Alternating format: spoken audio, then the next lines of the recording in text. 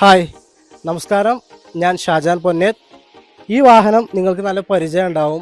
ഇത് മഹീന്ദ്രയുടെ താർ റോക്സ് ആണ്. ഇതിൻ്റെ പ്രൈസ് വരുന്നത് 22 ലക്ഷം രൂപയാണ്.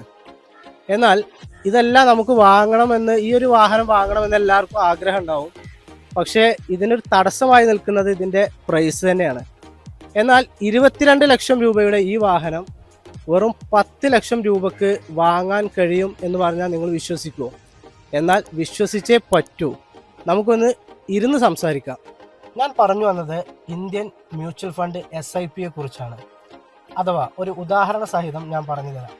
2015 ഒരാൾക്ക് മ്യൂച്വൽ ഫണ്ട് SIPയെ കുറിച്ച് അറിയുന്നത്. അങ്ങനെയാണെങ്കിൽ അദ്ദേഹം 10 ലക്ഷം രൂപയുടെ ഒരു കാറ് വാങ്ങണം എന്ന ഉദ്ദേശത്തോടു കൂടി 2015 ഒരു 8500 രൂപ മാസം SIP വഴി മ്യൂച്വൽ ഫണ്ടിൽ ഇൻവെസ്റ്റ്മെന്റ് ചെയ്ത് തുടങ്ങിയാൽ 2025 അഥവാ ഈ വർഷം അദ്ദേഹം അടച്ച എമൗണ്ട് എന്ന് പറയുന്നത് 10 ലക്ഷം രൂപയാണ്.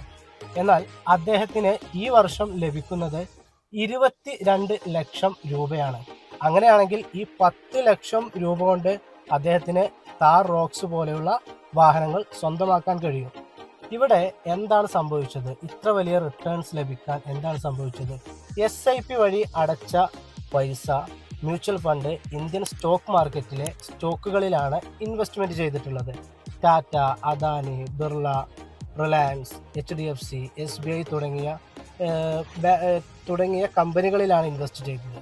ഇതിൻ്റെ ലാഭവും പവർ ഓഫ് കോമ്പൗണ്ടിങ്ങും ചേർന്നപ്പോഴാണ് ഇത്ര വലിയ റിട്ടേൺസ് ലഭിച്ചത്. അതുകൊണ്ട് മ്യൂച്വൽ ഫണ്ടിനെ കുറിച്ച് നിങ്ങളും പഠിക്കണം. പഠിക്കാൻ വേണ്ടി എൻ്റെ യൂട്യൂബ് ചാനലിലെ വീഡിയോ നിങ്ങൾക്ക് കാണാവുന്നതാണ്.